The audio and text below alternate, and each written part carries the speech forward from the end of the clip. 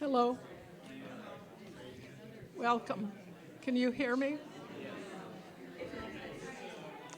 You guys are about the noisiest audience I've ever heard. You must be excited.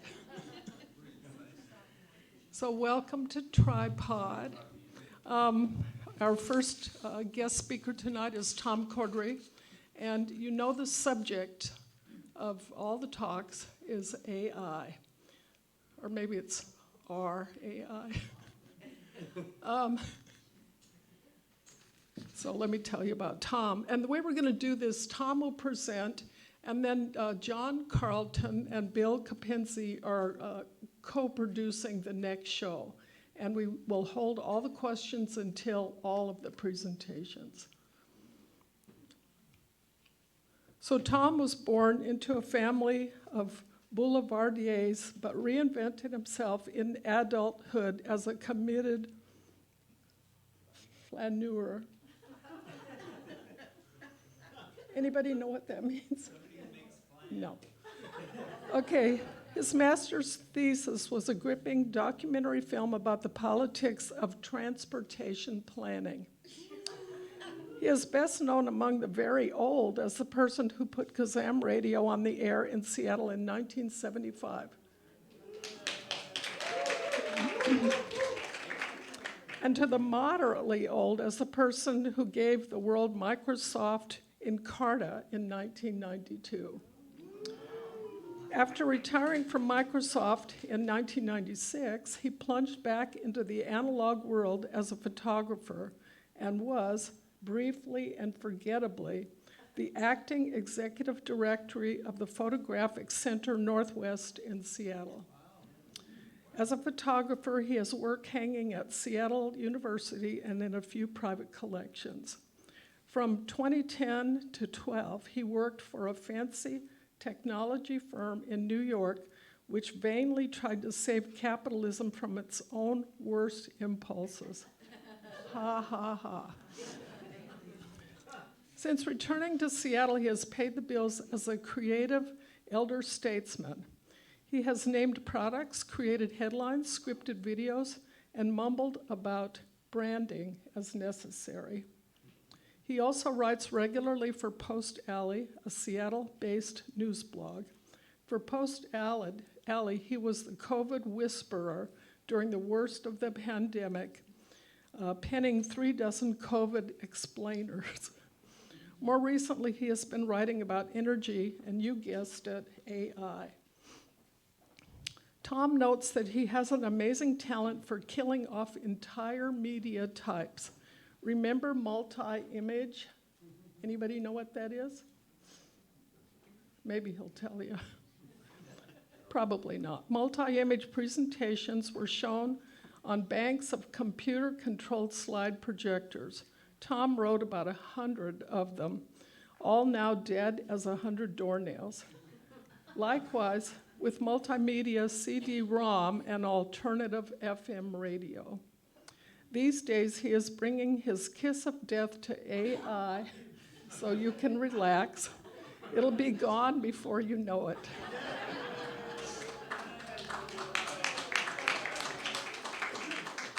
Tom lives in Shoreline and dotes on his children and grandchildren, who are variously in Seattle, Los Angeles, New York, and Spain. He is a friend of a friend of a friend of the RAG, which is an organization we were both involved with about 1 million years ago. So, Tom.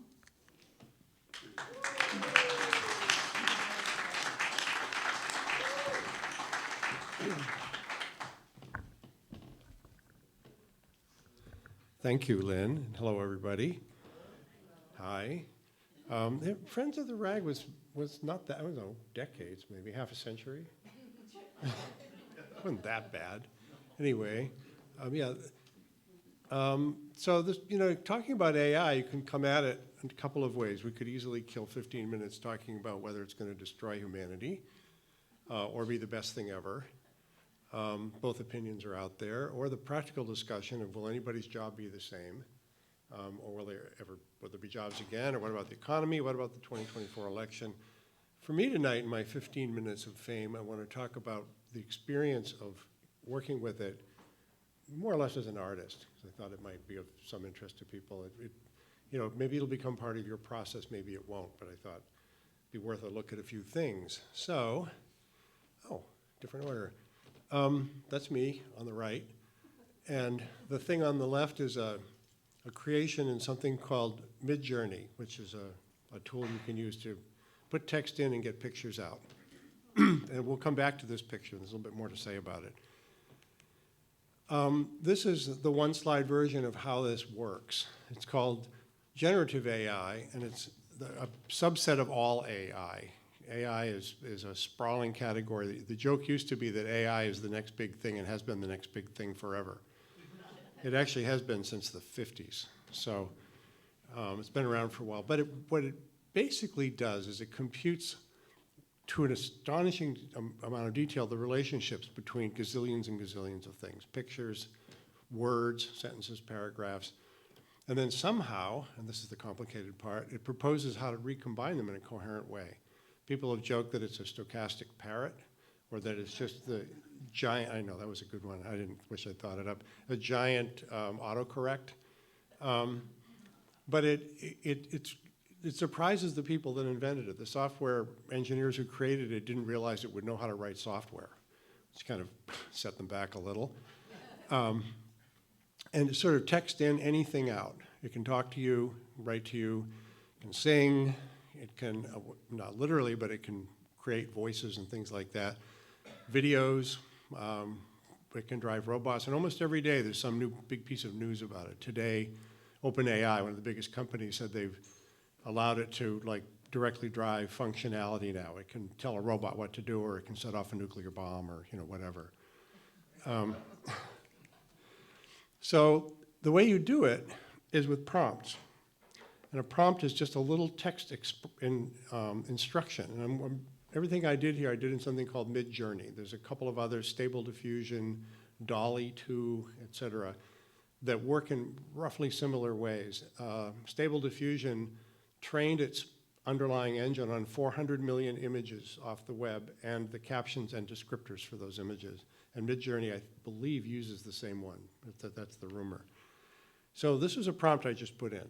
A horse with wings flying over Tacoma in the style of a medieval altarpiece. Just to see what we get. And I'm going to show you 3 of them. What happens normally is you get 4. And you can say, forget about it, give me 4 more. You can pick one and say, give me 4 more just like this one. Or you can say, that's the one I want. Give me a high-resolution version of it. So this is the first one. And if you look carefully, you'll see he has a 5th leg coming out of his chest. So this is the adventure of using these things. Once in a while, the way they're created is they add a lot of noise, and then they take the noise back out. They add a bunch of noise to an image, to a 400 million images, then combine all that noise, which is all just data, and then denoise it, and you get a coherent image back, sort of. Anyway, that sort of Tacoma, and I have no idea what that thing is in the upper part. This is another one. It looks a little more Constantinople-y, but still medieval. It was there. Here's another one. These things just come flying at you, and each one of these has never existed before. And, how did it do that? Well, they don't really know. So that's the simplest thing. Put in a little instruction and get some pictures back. And you can do this all day. Talk about a time waster. It's just awesome. And that's when you're not stoned. So now, you can take a different direction. So this one was this, and it knows what Jeff Bezos looks like. So I started playing with Bezos because, why not? So we went with Cindy Sherman. In sort of a cheesy medieval setting. And then I thought, well, how about Edward Weston? That's not bad. And then for the 4th one, which we won't see, I put in, how about Robert Mapplethorpe, and I want him shirtless. And it said, can't do that. Why not? Family values. Well, this thing is available to everybody, so they're pretty prudish. The funny thing is, when you scan 400 million images on the internet, you get a lot of porn. And, you know, in the early days, apparently, they had problems with like, oh, where did Tinkerbell get those tits? You know, that kind of a problem. So they've kind of cleaned it up, and you can't get Mapplethorpe here anymore, I'm sad to say. Now, as to one's own work, this is a photograph of mine. I don't know if anybody here happens to know the Seattle painter Jane Richlovsky. She's wonderful, and when she was a young woman, she was an incredible model, and this is her shadow. Just dancing around. I thought, what if because this is the new thing here. You don't have to put in just text. You can put in a picture and some text about the picture saying what you want. And like this, I want this image in the style of an Indonesian puppet, and you get that. So the pictures can be part of the instruction. And then another thing you can do, this is a photo I took walking across the Williamsburg Bridge from Manhattan to Brooklyn. You can take a couple pictures, another picture from the same walk, and just say, blend those two. And this doesn't exist in New York, but it looks kind of like it does, you know, that isn't exactly Brooklyn in the background, but it could be. It's Brooklyn-ish. Like this thing sort of figures out what's horse-ish, or what's Brooklyn-ish, or what's, you know, bluish, or whatever. If you look carefully, you'll see it's got graffiti spray painted on a chain link there, which is kind of hard to do. But you know, you can find mistakes in it, but it's kind of intriguing. I shot a lot of pictures that day and did a 12-image poster for a gift one year. I could go back now and do this for a while and end up with an entire travelogue of the Williamsburg Bridge, none of which exists. But you'd have a hard time figuring out it didn't. This is Jackson Pollock. And it's a real Jackson Pollock. And so is this. And so is this. And this is a blend of the three. It's a little spooky. Now, you can't really like counterfeit Jackson Pollock because it would have to be on a huge piece of canvas splattered with house paint, not some digital file. It's a big, important thing to remember about all this. It's all digital. So if your medium is like textiles or sculpture or something, it's not like you can just do that in AI. But you can use this to start changing your thought process. Anyway, it wasn't so much that I was thinking about stealing from Jackson Pollock. It was that, what if Jackson Pollock had this? What would he do? Well, would his art have been different if he'd been messing around with something like this? Now, oh, my other image just appeared. This is a centaur, a cheesy centaur, but a centaur nonetheless. It's not from Midjourney. It's just from a Google search. The reason is that horse you saw at the beginning, I titled this talk, Will the Centaur Hold? And it turns out 400 million images, and when I put in a prompt for centaur, it didn't give me a centaur. It gave me men standing next to horses. The original prompt was, imagine a centaur with mechanical hindquarters in the face of Andy Warhol. And it missed. And after I wasted an hour, I thought, well, wait, there's another feature here. You can put in a picture and you can ask it for what prompt would get that picture. And it gives you 4.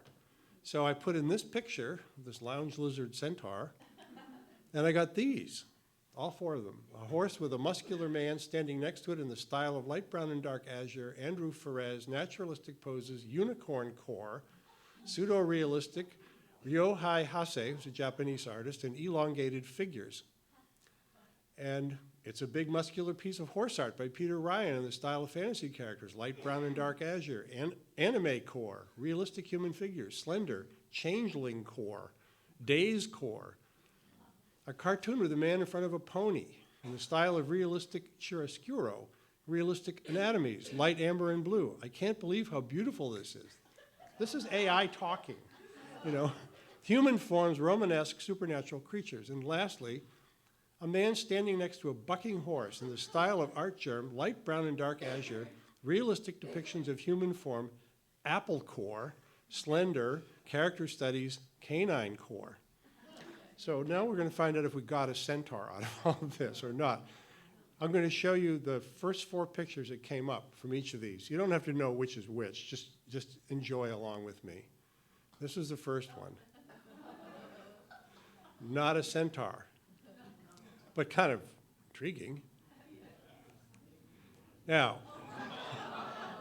remember, that's Jeff Bezos, upper left. You may remember that I mentioned all the porn.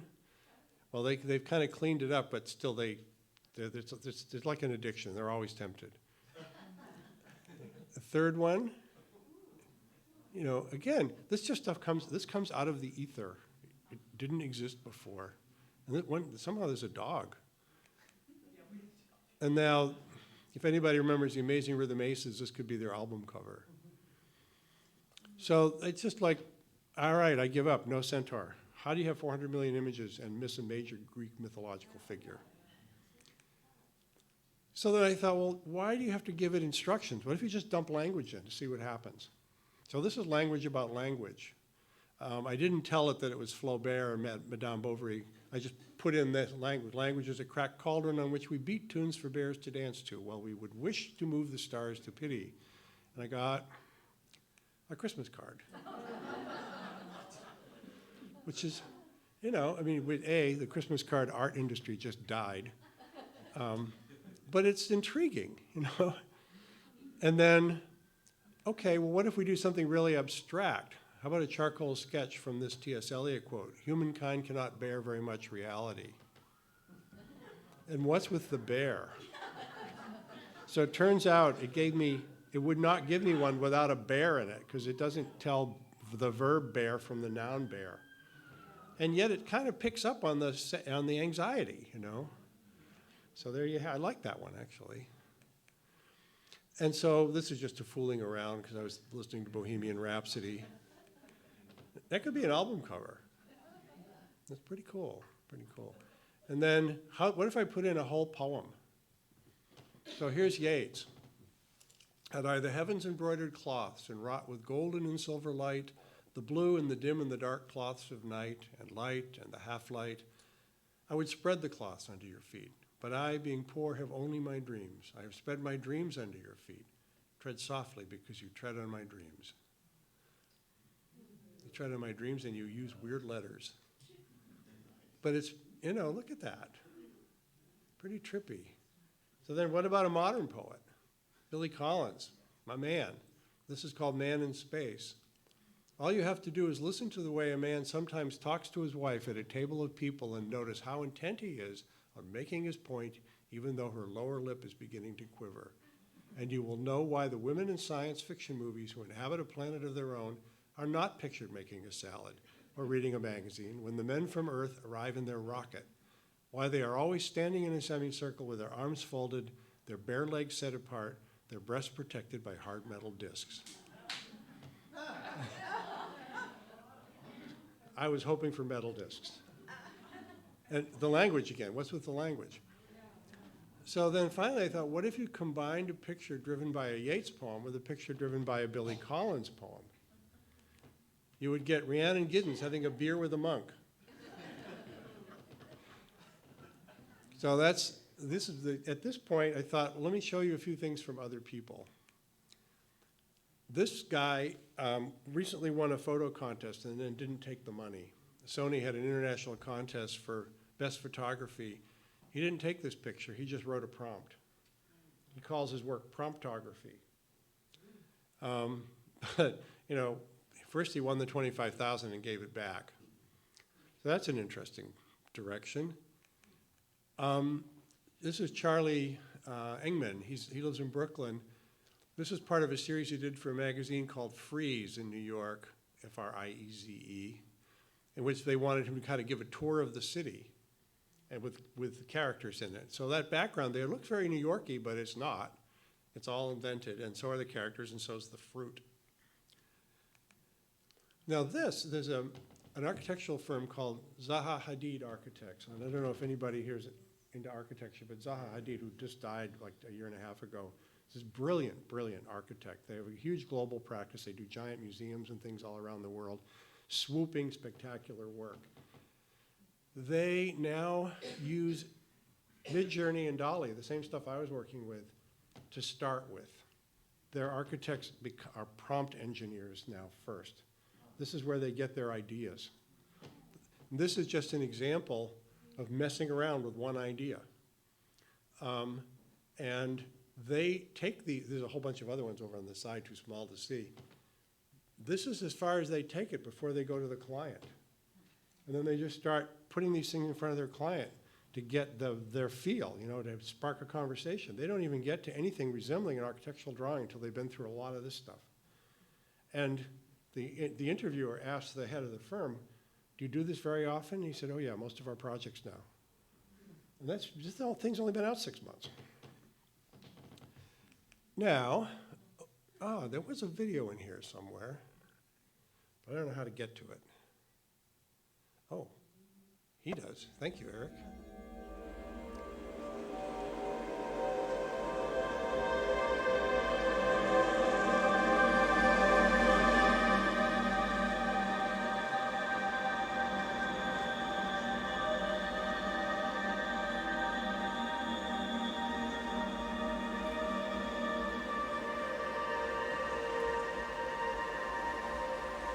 This artist is named Rafik Anadol, and he didn't do this in Midjourney, but he does these giant installations, and he takes insane amounts of data and runs them through neural networks and software that he and his team in LA have written, and then installs them in these giant settings. And this one is in Germany somewhere. He has one running at the Museum of Modern Art in New York, which the starting data point was the digitization of the entire collection of MoMA. Went into his software. Right.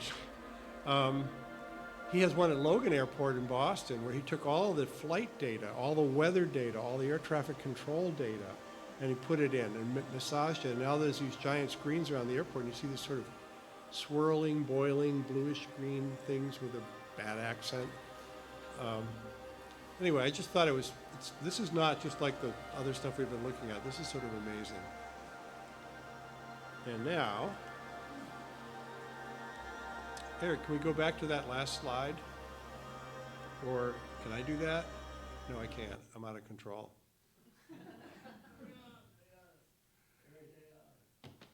All right, there we go. That's a photograph taken with a camera. It's a lemon tree reflected in a swimming pool. I took it a few years ago in California, and I cannot for the life of me figure out how to do it with AI. But I can imagine that AI would change how I photograph now. Be thinking about what could you do with these things when you get them in. And so it's like a third leg of a stool, okay? You're doing pictures, you're doing stuff like Photoshop, which is very literal and intellectual, and you're in control. And this introduces the uncertainty. It's kind of like being back in the darkroom where you gamble on things. You don't know what's going to happen when you do lith printing or cross-processing your film or something. It introduces, bizarrely, because it's based entirely on stuff that already exists, but it introduces surprises and provocations. So that's it. Thank you.